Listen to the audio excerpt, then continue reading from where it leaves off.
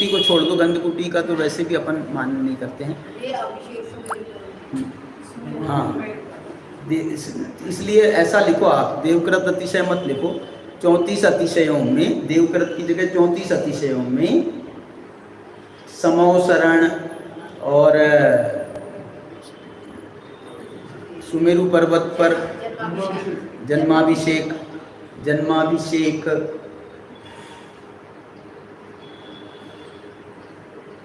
15 मास रत्नों का बरसना,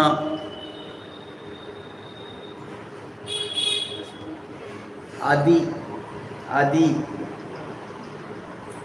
क्रियाओं का उल्लेख नहीं मिलता है, आदि क्रियाओं का उल्लेख नहीं मिलता है।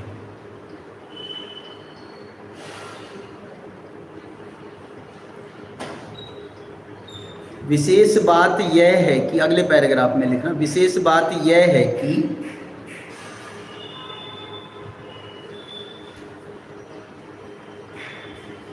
साक्षात दिव्य ध्वनि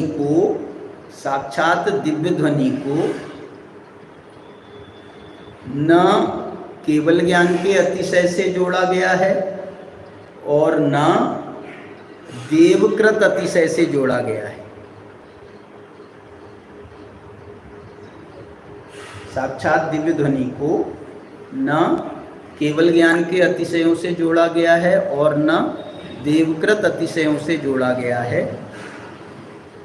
बल्कि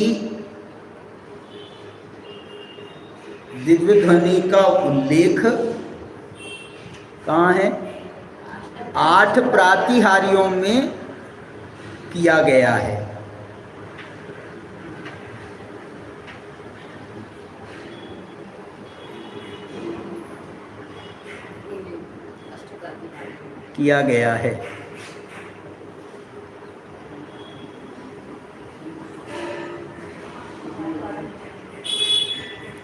अब इस पर और विचार करेंगे। देखो, इस पर ये थोड़ा सा विचार ये आता है कि दिव्य ध्वनि को प्रातिहार्य क्यों माना गया।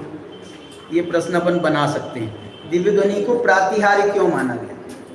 इसलिए माना गया, ये देवकृत अतिशय नहीं, दिव्य ध्वनि देवता नहीं खिलाती है। ये दिव्य ध्वनि जो है ना, देवता का वो नहीं है। और इसको केवल ज्ञान का अतिशय भी नहीं माना गया, क्योंकि केवल ज्ञान जो है वो दिव्य ध्वनि नहीं खिला रही। मैं बात बोलना चाह रहा हूँ। फिर ये क्या चीज़ है दिव्य ध्वनि? दिव्य ध्वनि भी एक 40 गुणों में तो स्वीकार किया, 8 प्रातिहारों में स्वीकार किया उसको। तो दिव्य ध्वनि जो है, दिव्य ध्वनि तो भगवान के निमित्त से खिलती है। भगवान की तीर्थंकर प्रकृति उसमें साक्षात कारण है, तो वो तीर्थंकर प्रकृति के निमित्त से कीर्ति है। अब उसकी व्यवस्था करने का जो है वो अतिशय में है। क्या बोला? उसकी व्यवस्था करना देवताओं का काम है, लेकिन ऐसा नहीं है कि वो देवता कहें भगवान हो गया टाइम, चलो बोलो, शुरू करो, 1 2 3 स्टार्ट। ऐसा वो नहीं है। भगवान की दिव्य ध्वनि जब खिलना है तब खिलेगी, और जब खिलेगी तब देवताओं को उसकी व्यवस्था करना है। ये हैं? सुनो, प्रातिहार्य इसलिए मैं इसको प्रातिहार्य क्यों कह रहा हूँ? प्रातिहार्य नाम है सेवक का, इसलिए वो जिस अपने स्वामी के अधीन है। इसलिए भगवान, ये जो दिव्य ध्वनि है ये भगवान के अधीन है, और जो अन्य व्यवस्थाएं हैं वो उनमें भगवान ने अपनी अधीनता को कोई तरह से रखा नहीं है। पुण्य तो है भगवान का, लेकिन भगवान डायरेक्ट इन्वॉल्व नहीं है उसमें। डायरेक्ट इन्वॉल्वमेंट देवताओं का है। अब इसमें एक आप प्रश्न कर सकते हो कि डायरेक्ट इन्वॉल्वमेंट कह रहे हो भगवान की दिव्य ध्वनि का? हाँ, कह रहा हूँ।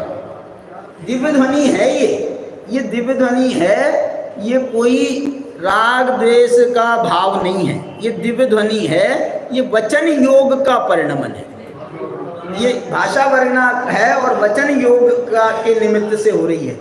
वचन योग होना अलग बात है और बोलने की इच्छा होना अलग बात है। इसमें भगवान का वचन योग है। वचन योग का निमित्त तो है ही, इच्छा नहीं है।